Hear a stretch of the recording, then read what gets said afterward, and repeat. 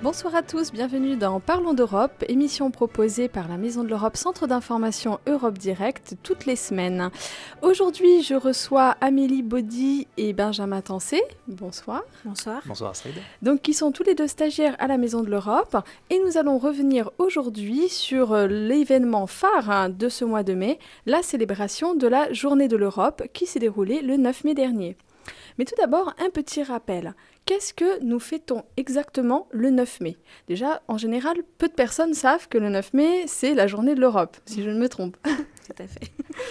Donc, qu'est-ce que nous fêtons exactement le 9 mai? Donc, c'est en fait, en fin de compte, le 9 mai, la déclaration Schuman. Donc, c'est l'anniversaire, il y a exactement 65 ans, donc le 9 mai 1950, Robert Schuman, qui était alors donc, ministre français des Affaires étrangères, qui a proposé dans un discours historique qu'il a prononcé à Paris, une nouvelle forme de coopération politique pour l'Europe qui, selon lui, donc, rendrait impensable toute guerre entre les nations du continent.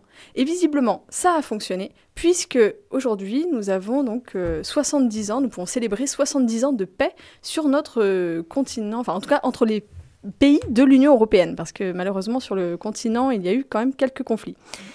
Donc d'abord, je vais me tourner vers vous, Benjamin. Donc, vous êtes étudiant en Master 2 droit de l'Union européenne à l'Université de Nantes. Tout à fait. Et donc, vous êtes stagiaire également à la Maison de l'Europe. Et je vais vous demander, donc, est-ce que ce jour du 9 mai est important pour vous? Alors, pour être tout à fait honnête, le 9 mai pour moi avant, c'était plus un symbole qu'autre chose. Je le connaissais en tant que symbole de l'Union européenne. Maintenant, de là à dire que je le fêtais, il y a un grand pas. C'est la première fois cette année, du coup, que j'ai vraiment célébré cette fête, que j'ai également pu y prendre part au sein de l'activité donc, de la Maison de l'Europe. Donc voilà, ça signifie, pour moi, ça signifiait surtout une date historique, plus qu'un événement à fêter. Parce que vous avez étudié, en tant qu'étudiant en droit de l'Union européenne, donc la déclaration Schuman. Tout à fait, bien sûr. Oui. Donc vous étiez au courant, mais vous ne fêtiez pas particulièrement C'est ça, exactement. Je n'étais pas chez moi tout seul en train de lancer des cotillons. Et vous, Amélie, donc vous êtes étudiante en licence professionnelle management de l'information à l'IUT de Tours. Et vous êtes également donc, stagiaire à la Maison de l'Europe. Donc, je vous pose la même question qu'à Benjamin. Est-ce que ce jour est important pour vous? Alors, je dois avouer qu'avant mon stage à la Maison de l'Europe, je ne connaissais pas du tout cette date et son importance. Je crois que je n'en avais jamais entendu parler. C'était vraiment la première fois. Et depuis, je regarde cette date autrement. Pour moi, c'est devenu un symbole. Et je pense que mon passage à la Maison de l'Europe me fait changer et m'apprend beaucoup de choses. Et je pense qu'il y aura un avant et un après. Bien, nous l'espérons aussi pour vous et ça nous fait très plaisir, donc, ce que vous venez de dire. Et donc, plus concrètement, pendant cette journée, donc, quelle a été votre tâche à tous les deux? Donc, d'abord, Benjamin, peut-être, quelle a été votre tâche pendant cette journée? Alors, moi, là-bas, j'étais chargé donc, de la mise en place d'un rallye-jeu. Donc, c'est-à-dire en fait développement d'une activité au travers qui alliait en fait visite du jardin des prébendes au travers de questions justement qui avaient trait à l'Union européenne, ses débuts, son développement, les questions plus actuelles. Donc dissémination de questions à travers le parc. Donc j'étais moi en fait, je tenais donc ce stand qui permettait d'informer justement les gens de la mise en place du jeu, d'expliquer un petit peu le déroulement de comment ça se passait, histoire de les intéresser, de rendre ça ludique. Et j'avais également la charge en fait de la distribution et de l'information, de la documentation jeunesse. D'accord, parce qu'il faut bien sûr repréciser que le 9 mai, il y avait un événement au Jardin des Prébendes, donc oui. organisé, autant pour moi. Donc organisé par la Maison de l'Europe, Centre d'information Europe Direct, donc, et auquel vous aviez bien sûr pris part. Exactement. Et donc Amélie, quelle était votre tâche, vous, pendant cette fête de l'Europe ? Alors, en plus de la préparation générale, j'étais chargée de préparer la documentation à destination du public. Donc, j'ai préparé de la documentation pour tous les publics, tous les publics.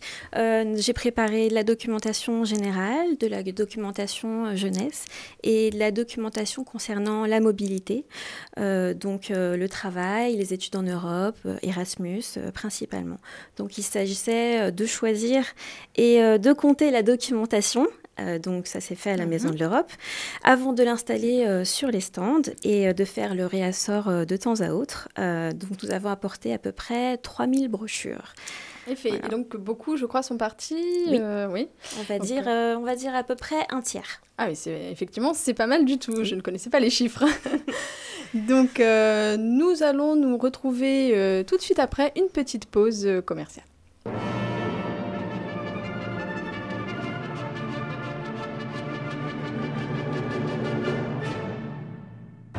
À 13h45 sur RCF, vous avez rendez-vous avec l'histoire. Véronique Alzieux et ses invités vous invitent à revivre une année, un événement, qu'il soit religieux ou historique, sous forme de feuilleton quotidien, créant ainsi une série pleine de rebondissements. La suite de l'histoire, du lundi au vendredi à 13h45.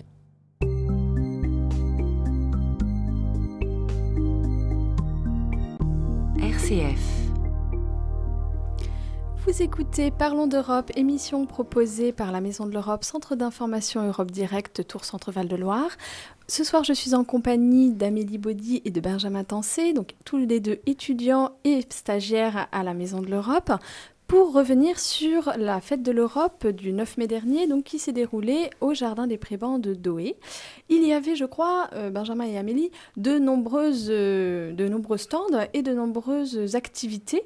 Notamment, quels ont été les moments forts pour vous, selon vous, pendant cette journée ? Benjamin ? Des moments forts, moi c'est vrai que j'ai pas eu la chance en fait justement de pouvoir naviguer en fait durant la journée au sein des différents stands pour voir un petit peu comment ça se passait. Vous étiez au rallye justement. Voilà, c'est ça, j'étais coincé, pieds et poings liés sur mon banc. Et moi, le moment fort, je trouve, pour moi, personnellement, ça a plutôt commencé début d'après-midi. En fait, les gens ont vraiment commencé à une grosse influence. Moi, j'ai pu voir justement beaucoup de gens qui sont venus me voir, qui sont venus me poser des questions, qui ont demandé justement des détails sur l'organisation du rallye, tout ce qui était à gagner. Moi, c'est là que j'étais plus occupé en tout cas. Oui. Et vous, Amélie, peut-être ?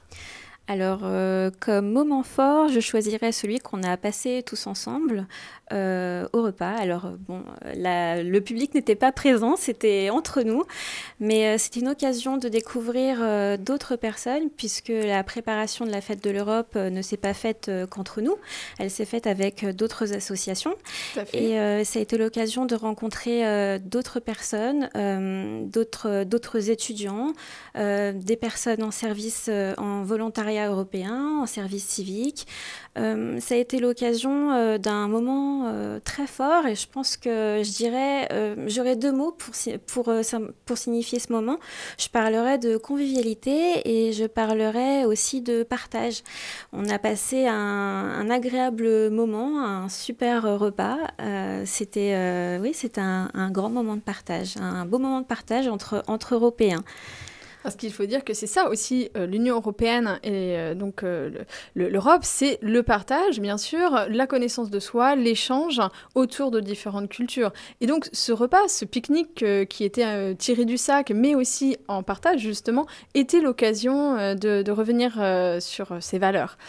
Effectivement, le public n'était pas forcément très présent au moment de ce repas, mais les gens, je pense, n'osaient pas trop parce que nous nous connaissions entre partenaires et donc effectivement, peut-être qu'ils n'osaient pas trop venir. Mais pour l'année suivante, donc, il faut savoir que bien sûr, les pique-niques organisés lors de la Fête de l'Europe sont ouverts à tous et au contraire peuvent être des moments fort agréables d'échange et de partage, comme vous l'avez très bien dit Amélie. D'autant que cette année, nous avons eu beaucoup de chance avec un temps magnifique. Oui. Alors, justement, tout à l'heure, Benjamin, vous m'avez parlé des publics. Donc, vous avez touché un certain nombre de publics lors de cette journée. Comment avez-vous ressenti les publics ce jour-là ? Est-ce que vous les avez sentis intéressés ? Plutôt, vous ne savez pas trop ce que c'était l'Europe ? Quelles sont vos impressions ? Alors, c'était très intéressant puisque c'était très varié. Tout simplement, en fait, j'ai eu tant en fait, des enfants qui pouvaient avoir entre 7 et 14 ans, on va dire, donc de l'enfant à l'adolescent, tant des jeunes qui avaient un peu plus de la vingtaine que des personnes un peu plus âgées, sur la quarantaine. Ça, c'était très, très intéressant parce que justement, en fait, quelle que soit la tranche d'âge, j'ai noté que les gens étaient intéressés. Alors, je ne sais pas si ça tient plus à la distribution de l'eau qu'au contenu même du rallye. Ça attire toujours un petit peu les gens, il faut dire ce qu'il y a. Évidemment, il y avait la carotte, ce qu'il y a toujours. Mais non, globalement, et ce qui était vraiment... Moi, ce qui m'a surpris Et quelque part, qui m'a fait vraiment plaisir à titre personnel, c'est de voir que justement, même les enfants, c'était eux qui amenaient les parents vers le stand. Alors honnêtement, bon, quand on voit les premiers lots qu'on avait à gagner dans le jeu, c'était plus destiné à un public un peu plus mature qu'à des enfants. Donc je pense pas qu'ils allaient par pur intérêt, mais c'était vraiment par curiosité intellectuelle et par envie de découvrir l'Europe. Moi, ça m'a fait plaisir en tout cas. Les enfants, effectivement, sont toujours très curieux de découvrir des choses et de jouer aussi. C'est par le jeu, hein, on le sait nous-mêmes, c'est par le jeu que passe aussi l'apprentissage des choses. Et donc là, effectivement, il y avait de nombreux jeux proposés. Amélie, comment est-ce que vous avez ressenti, vous, le public, ce jour-là ? J'ai trouvé très intéressé et très intéressant aussi. Je dirais, comme Benjamin, on a eu des personnes vraiment différentes de tous âges. Et aussi des personnes qui n'y connaissaient rien, comme des personnes qui s'y connaissaient vraiment et qui connaissaient l'association de la Maison de l'Europe. Les enfants qui ont participé au rallye connaissaient très très bien, j'ai trouvé, l'Europe, les questions. J'étais très impressionnée justement parce que les questions posées des fois étaient quand même assez compliqué, quoi. On peut remercier les smartphones en grande partie. Mais bon, au moins il y avait l'effort de recherche et ça c'est déjà plutôt bon. positif. Très bien. Donc juste pour conclure, un tout petit mot très rapidement. Est-ce que après cette journée, vous avez eu l'impression de mieux connaître l'Europe, vous deux ? Alors moi, à titre personnel, pas dire que j'ai appris énormément de choses, étant donné que je suis en Master 2 droit de l'Union Européenne, donc heureusement que j'ai pas trop appris. Ça m'a néanmoins servi de bonne base de révision et c'était toujours très intéressant en tout cas de mettre ça en place. Et vous, Amélie ? Je dois dire que cette journée m'a apporté beaucoup de choses, mais pas sur le plan des connaissances, plutôt sur le plan du partage. Je dirais que les connaissances, je les apprends, c'est tous les jours que je les apprends à la Maison de l'Europe, c'est plutôt pendant mon stage. Très bien. Merci beaucoup Amélie et Benjamin pour ce retour sur la fête de l'Europe donc, qui s'est déroulée le 9 mai au Jardin des Prébendes de Douai. Nous vous attendrons, je l'espère, l'année prochaine pour notre prochaine édition. Avec plaisir. Avec plaisir également de notre côté. Et donc, je vous rends l'antenne ce soir. Merci à tous de nous avoir écoutés.